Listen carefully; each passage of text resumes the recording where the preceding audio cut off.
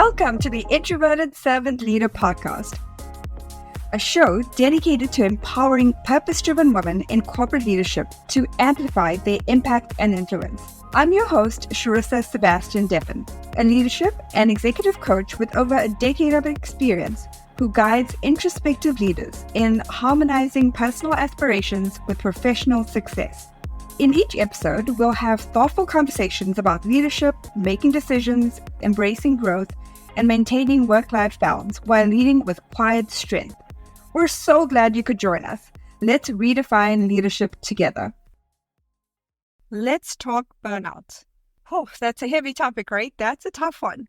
But the reason this is so important for us to discuss today is because if you're listening to this podcast and you are an introverted servant leader, oh my goodness, you are probably at high risk for burnout. And here's why. Here's why I know this, because I have lived this.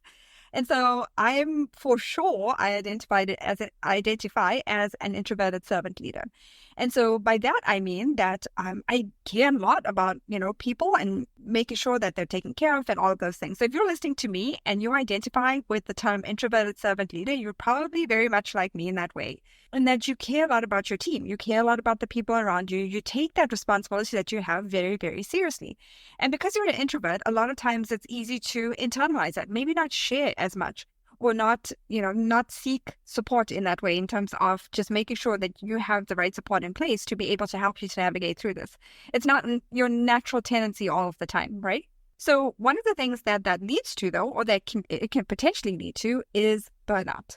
So this is why we're talking about it today. According to Microsoft's most recent Work Trend Index, which is a global survey of workers across multiple industries and companies, more than half of leaders, so that's 53%, report feeling burnt out at work. This statistic is staggering and slightly higher than employees in general. However, it's not surprising given that leaders have had to guide their teams through the pandemic and help them transition into a post-pandemic world. This study alone should be enough for us to sit up and pay attention. Not only can being burnt out impact how we lead, but it can have significant health impacts and can shorten our lifespan. But I'm probably not telling you anything you don't already know. So here's some things to consider. What can we do about this, right? We probably all know the normal recommendations that are usually given in this area of burnout, which are things like work-life balance, making sure you're getting enough rest, paying attention to your nutrition, making sure you take those vacation days, right? And don't let them go to waste, and things like that. But what I want to chat about today is, first, what are the signs and how can you assess what's best for you, right? So how do you know if you're in a space of heading towards burnout, or maybe you're already there? And how can you really make good decisions and choices as far as now what, right? What do you need to do? How can you assess the situation in a way that it puts you in a state of being able to make the best possible decisions for you? So here's a couple of questions to ask yourself. And if you have some way to take notes, this is when you want to do that. So some questions to ask yourself are things like, what causes you stress, right? Start to create a heightened awareness around how you're showing up. What are the things that cause you stress? What activities, situations, or even people that are triggers for you, and why? What can you do to minimize this? And maybe more importantly, what can you do to proactively be in a more resourceful state so these things no longer cause you so much stress and anxiety? So what I mean by being in a more resourceful state is that there's a lot of things that you can do before you get into stressful situations that are really going to help your body to kind of realign and get back into, a more calm state, a more resourceful state where you can actually just focus, be present, and handle the situation that's at hand. And those are things like what we talked about before. So a lot of those, those daily habits that you have, those healthy habits that you have, taking care of yourself, doing the things that really are going to lead you to be more healthy overall, whether that's in your relationships, whether that's rest, whether that's, doing things that are fun and engaging, whatever it is, all of those things come into play there. You want to be in the most resourceful state so that when stress hits, when those unexpected things happen, even though, yes, you might have a stress response in the moment, but you're more easily equipped to deal with it and navigate through that. So I go into a lot of details with my clients to help them to clearly identify what those things are for them.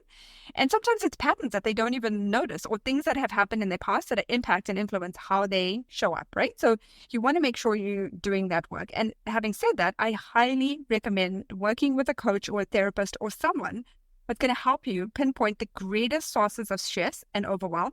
And also some things, like I mentioned, from the past that maybe you're not even aware of, right? So maybe you're more at kind of the effect of what goes on in your life rather than being in the driver's seat, and being able to really be more in control about how you show up, what causes you stress, and how quickly you move through that state.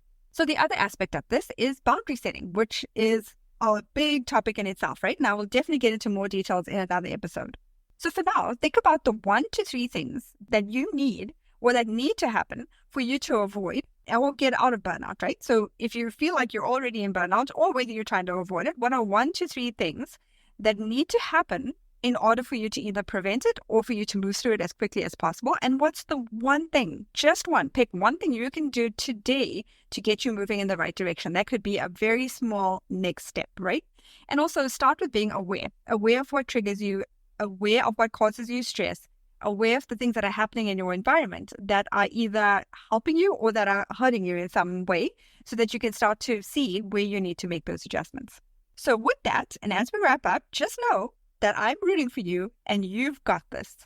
If you loved this episode and want more, I invite you to find out more about my exclusive high-level 8-week mastermind for introverted servant leaders who are women in corporate leadership. You can find out more by going to leadershipmasteryalliance.com/LMA. The link will be in the show notes below. Use code PODCAST for a massive discount just for listening today.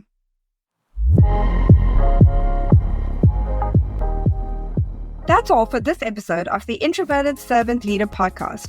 I hope you found value in our discussion around leadership for introverted servant-hearted women thriving in the corporate space. If you enjoyed this episode, I'd be so grateful if you left a review, subscribed to the show, and shared it with fellow purpose-driven leaders. Your reviews and shares help amplify the influence of introverted leaders worldwide. I look forward to connecting further on the next episode as we continue to redefine wise, compassionate leadership together. Until then, lead with grace, embrace your strength, and remember, your quiet leadership is a force that shapes the world. Take care and stay inspired.